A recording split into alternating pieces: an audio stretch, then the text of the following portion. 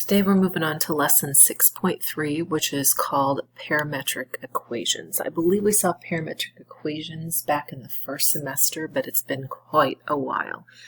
Basically, a parametricization of equations is two equations that's based on a third variable. In this case, or in most cases, I should say, that third variable is t.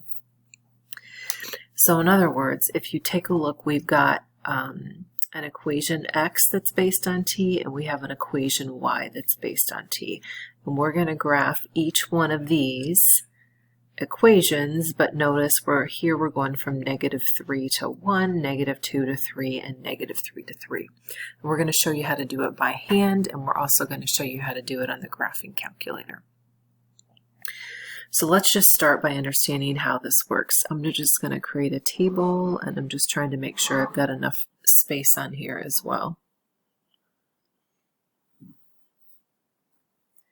Okay, so first thing I'm going to do is go ahead and plug in -3 in for t, so that would be -3 squared, which is 9, minus 2, which is 7, and then I would plug in -3 over here, which gives me a -9.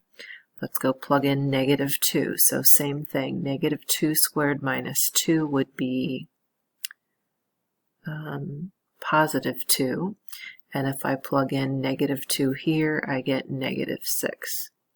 Let's go plug in a t value of -1.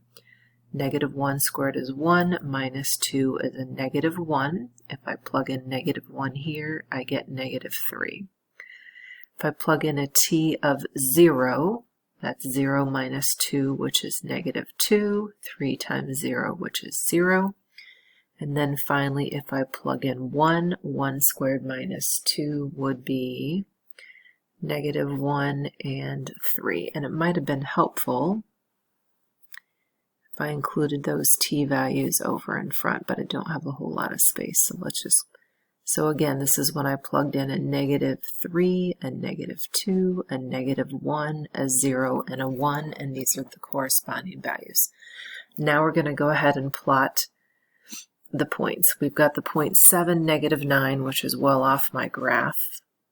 We'll just estimate it. We've got the point 2, -6, which we can estimate there. We've got the point -1, -3, which is here. -2, 0, -1, and 3. And we end up with the following. And notice I'm not putting arrows at the end of it because I'm locked in to t values that are between -3 and 1. Okay, let's go on and take a look again. Same idea, we're going from -2 to 3, so let's just go ahead and extend this table here. In other words, I'm going to plug in a t value of 2 and a t value of 3. Plugging in a t value of 2 squared minus 2 would give me a 2. Plugging in a 2 here would give me 6. Let's go ahead and plug in the 3. 3 squared is 9, minus 2 would be 7, and over there I get 9. So in this particular graph, we're just going to look at the parameters of t that are in between -2 and 3. So -2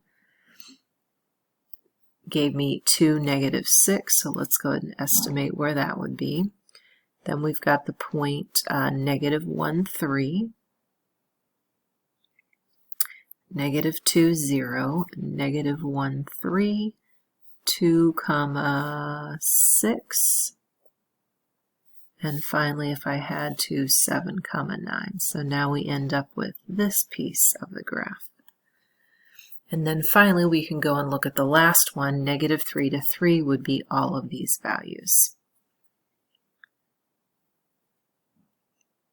So we start with 7, -9, which again was here. We've got 2, -6, which again we're estimating to be here. -1, -3. -2, 0. Then we have -1, +3. 2, 6, and then 7, 9. So we end up with, looks like a parabola going off to the side. Okay, now let's go ahead and show you how we might go about doing that on our graphing calculator. So first thing you want to do is let's go into the mode, and you want to change it so it's in parametric mode, which is about the fourth option down. So I'm going to go change that to parametric. When you do that, if you notice when you go to Y, it already changes it so that you've got two different equations. One is in terms of X, one is in terms of Y. So plugging in that X equation here, and you might be saying, well, where is the T? When you go to this button here, you've got X, T, theta, and N. So in other words, the variable changes depending on what type of equation. When we do functions, when we press this, it gives us X. When we do parametric, it's going to give us a T. So here we go. We've got T squared minus 2, and then our second equation is 3T. Finally, we want to go ahead and change that window. So the first one we had from -3 to 1, we were going by ones. Now our X minimum, when we plugged in that T, let's go through, our X minimum was a -1. So, and actually I'm just kind of skimming through all of these points. It's going to show us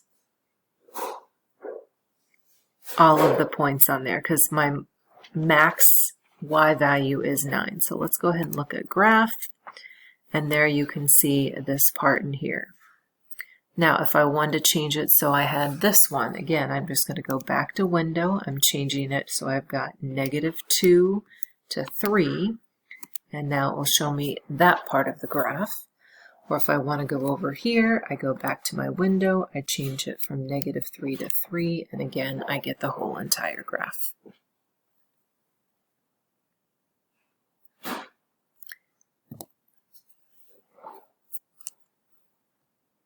Okay, the second way I wanted to show you how you could graph it is using Desmos.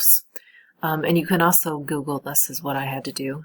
I instead went ahead and just plotted an ordered pair, and that ordered pair is your X equation, comma, your Y equation, and then below you're telling it what you want the parameters to be.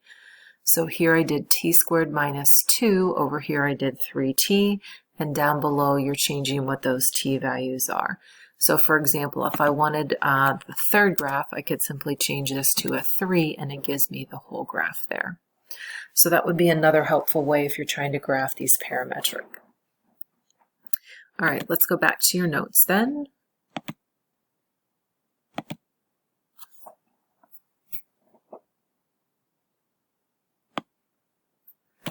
Okay, sometimes we can eliminate the parameter and get an equation in the coordinate plane to represent the curve. So we've been given the following equations, and we want to go ahead and eliminate T by solving for T and substituting. And this is the piece that we did do back in first semester.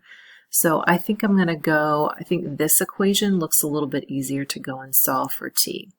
We've got Y equals 2 minus T. So that would be Y minus 2 equals -T. So T is equal to 2 minus Y. So we're going to go ahead and take that, and we're going to substitute it in for that T value and just create a single equation.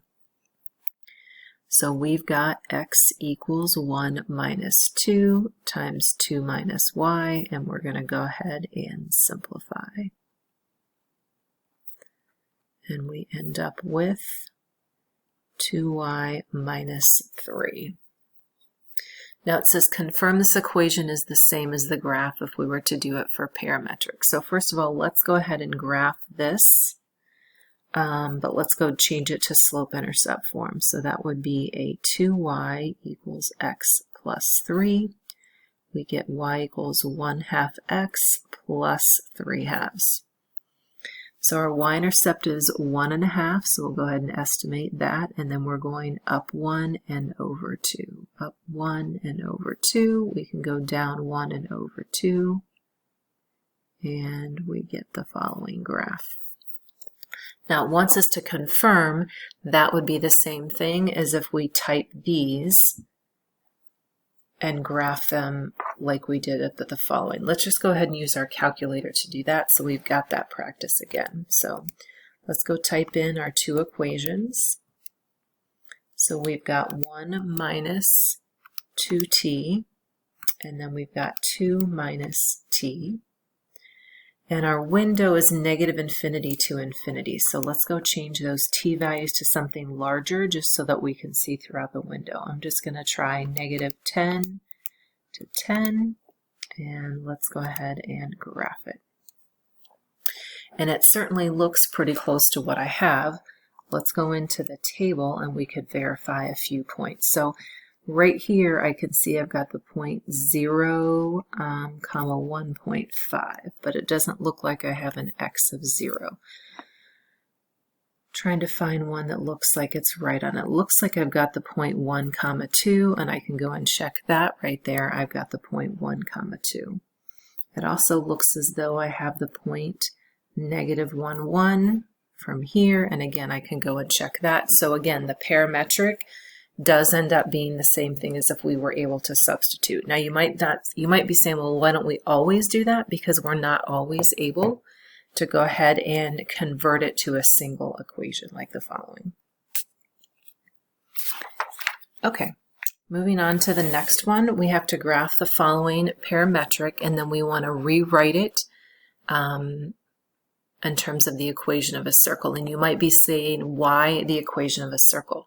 Well, first thing, let's go ahead and graph what these are. So going back in there, 2 cosine of t and 2 sine of t. Okay, let's go ahead and hit graph.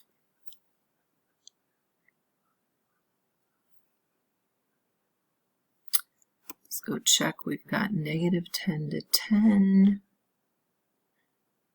Okay, I'm noticing up here my t values in this case are supposed to go from 0 to 2 pi. So I'm going to type in 0 here, and I'm typing in 2 pi for my t values. Okay, now let's go ahead and look at the graph. Something is still going on. Okay, I figured out my issue. I was on the wrong mode. I should be in radian mode. So you end up with the following. Now, it's tough to see, but what this actually ends up being is a circle. And just to make it look a little bit smoother, if I go back into that window, the more steps that I have, so in other words, the more points I'm plotting, I'll get something closer and closer to 0. So I'm going to go type in to go to a step of 0.01. Now let's go and look at the graph there. And notice we end up with a circle. Now you might be saying, well, it looks more like an ellipse. The only thing is if you go and look at the radius, I do have radius of 2 here and here. So that's why it ends up being a circle. Okay, so let's go ahead and graph it. Here is the center of the circle. My radius was 2, so I'm going all the way around to these, and I am drawing in my circle. Now what we want to do is rewrite this in terms of a equation of a circle. And you may or may not remember back in geometry, but this is your equation of the circle. H comma k is your center of the circle, and your r is equal to your radius. So we want to go ahead and do some substitution here and plug these in and get the equation of the circle. Okay, so we're just going to go ahead and plug these in and confirm algebraically what we got. Well, we can see the center of the circle is 0, 0, so I'm just going to plug in x is this and y is this. So that means we've got 2 cosine t minus 0 squared. 2 sine t minus 0 squared is supposed to give us our r squared. Now we can see it's equal to 2, but we're going to just confirm that. So this in here, when I take this, subtract 0 and square it, I get 4 cosine squared t plus 4 sine squared t is equal to r squared. I'm going to go ahead and factor out that 4.